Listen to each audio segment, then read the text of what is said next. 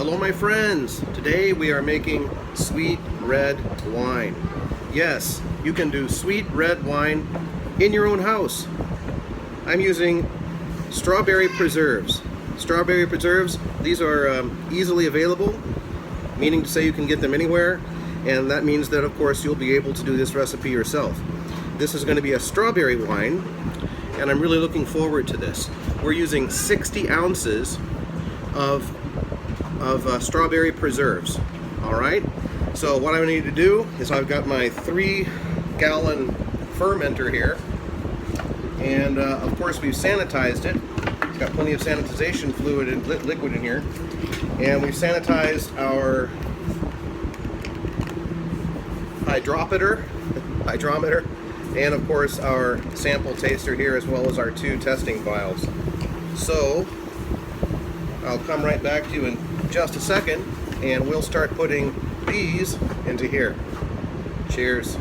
Here we go. As promised, this particular fermenter happens to have a nifty little doohickey on the front here, which is great because I'm anticipating quite a lot of sediment in the bottom, because this is actual strawberry preserve, so there's going to be like chunks of strawberry and whatnot in here, as well as the regular tailings from the yeast and everything else that gather in the bottom of fermenters that we're all familiar with. So, I'm not going to make you sit and watch me empty all of these containers into the fermenter, but suffice to say, I got my little silicone spatula here, which has also been sanitized, and I'm going to go ahead and start emptying. Oh look, do you see that? It's kind of pouring out. There we go.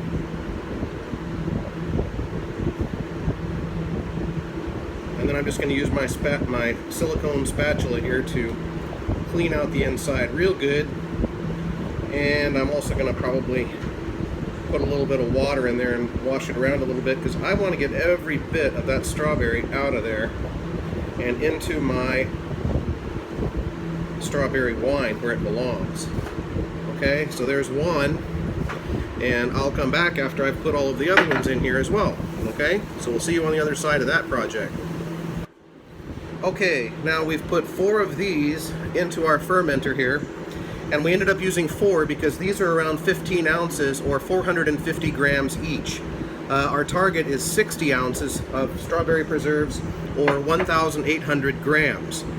Now we're going to put 5.5 liters of water in our fermenter here with our preserves, because our target there is about 1.5 gallons. And then we're going to follow that with some sugar based upon what our gravity reading tells us. We're going to be looking for around a 1.13 gravity reading. So I'll come right back to you after I put some water in here. 5.5 liters. Okay, I put in 5 liters of water because it seems like this is a lot of water. So you can always stop a little early and add a little more. That's much easier than you can't take it out, right? So I'm stirring and stirring and stirring, and as I learned from my good friends over at CS City Steading, Brian and Derica, Brian and Derica, I want to get all of this stirred up really well, and the secret of course is, as my friends taught me, stir until you figure you're done, and then go ahead and stir for 2 more minutes. So I want to get this really well mixed, and I want to get a gravity reading to see where we are with just the preserves, to kind of give me an idea of how much sugar we need to put in. We can always add more sugar later, so sugar is like water. Better to add a little bit and then add more than to add accidentally too much, because then, again, you can't get it out, right? So let's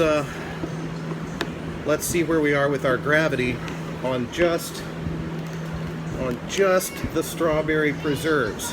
And those are all natural strawberry preserves, so supposedly they don't have a bunch of chemicals and additives and whatever else. However, it's going to be fun trying to get this sucked up in my little tool here, because it keeps trying to grab a hold of the strawberries that are floating around in there. But anyway,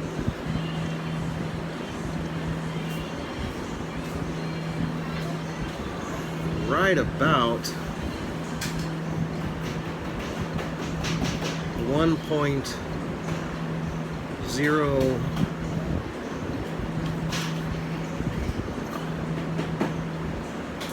I want to say 1.065. 1.065. And I'd really like to be at around 1.065. I really want to be at around 1.3. 1.30. 1.065. So what I'm going to do is I'm going to add, ran out of sugar, and of course the Sorry store across the street has these. So they're a fourth of a kilo, so I went and picked up 6. I'm going to go ahead and add 1 kilo of sugar and see where we're at with the gravity reading, okay? And I'll go ahead and pour this in here.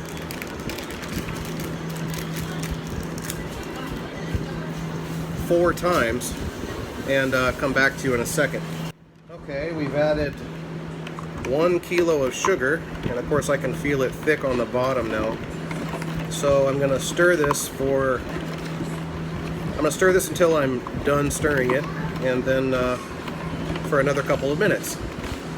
And I'll get back to you in a second, and we'll take that next hydrometer reading. We got 100 gallons of sweet red wine made from the sweetest strawberries we could find. Help yourself to some, but obey the law. If you drink, don't drive. Do the strawberry crawl.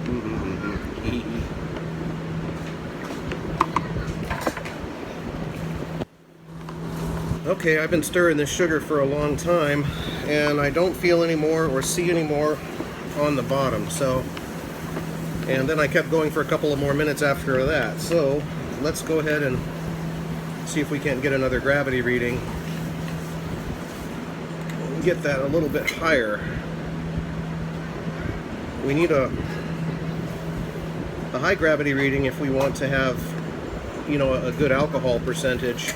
I'm going to be using a red wine yeast, so it needs plenty of sugar to eat if it's going to make a nice wine for us. And we're already floating, so we'll see where we're at. We'll let a couple of these bubbles pop. 1.085. So we still need some more, because we really want to get it up to about 1.13.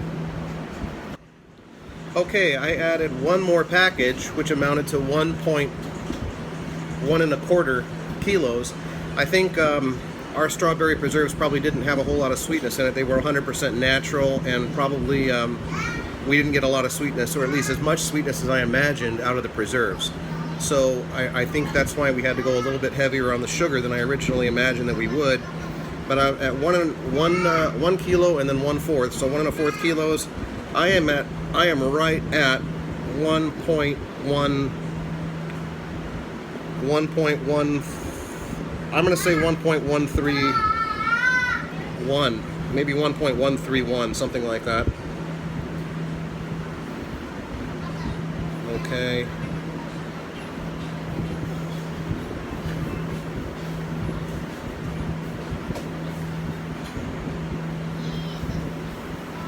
We're going to call it 1.134, just for the sake of a little bit of accuracy. So we're at 1.134, which is enough thickness, or enough sugar to be able to make a wine of about, say, 15% APV when we're ready for it.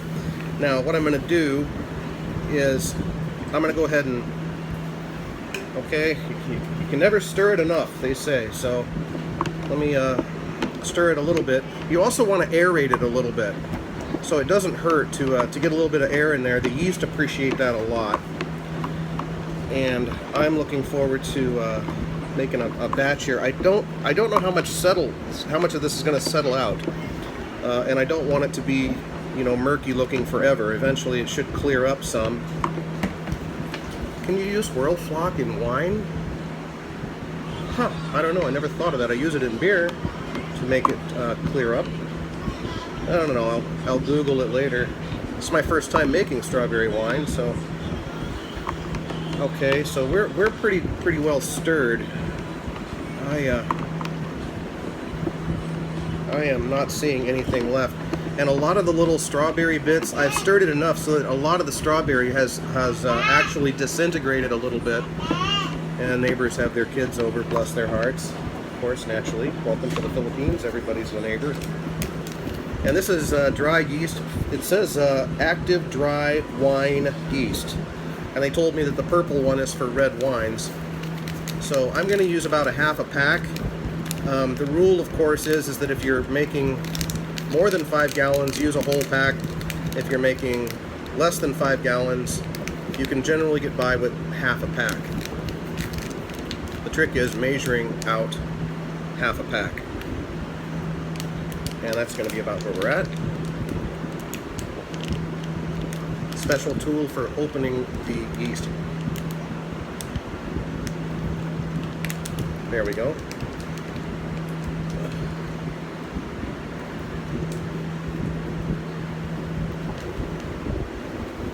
And we're pouring a half a packet red wine yeast in there.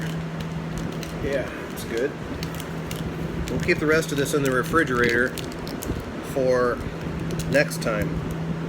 See, I also did manage to rinse these out and get them in there. I did that with the first liter of water. I just poured enough of the water into each of those. Now the yeast is just floating on the top, acting happy. And I'm just going to give it a good stir. Make sure everything is kind of going to town the way it ought to. Again, make sure everything you touch to the mixture has been sanitized, because as much as you think you like strawberry wine, so do all of God's little creatures, and you don't need them swimming around in there having a jolly old party while you're waiting on your wine to get done. And right now it is a big, my fingers are sticky just from looking at it, you know what I'm saying? It's like, I don't know how you get sticky, but I'm sticky and I didn't put my fingers in it. Okay. Okay, there. Now, having stirred it, this is my giant stir spoon. Here, partner, can you put that over in the sink? Thank you, pal. Now, we're going to go ahead and put a lid on this thing. Now, the lid has an airlock. Now, this is the S-type airlock, and what it's designed to do is to let gas go out, but not let anything else go in, all right? Kind of like that trap under your sink. Okay, and again, this will allow the fermentation to take place, and for the gassing of the yeast as it converts the sugars into alcohol. And in here, if I didn't mention it, is sanitization fluid. And I did that so that the bugs don't, obviously they don't want to go into the sanitation liquid because it smells like peppermint oil and stuff. So I'm going to put this on the top, and we're going to come back. I'll seal that down with my handy dandy mallet, and we'll come back and visit this in about 4 weeks or so and see how he's doing. We'll probably go from there into a secondary and let it clear up a bit for probably another 4 weeks or so before we go to bottle it. So we won't have a final catch-up video on this for probably about 8 weeks, but I will catch up with you when we test it out again here shortly, okay? So thanks for watching, and it's always fun, all right? Let's always make new stuff. Cheers, and remember, at Boys and Grills, it's always Friday night.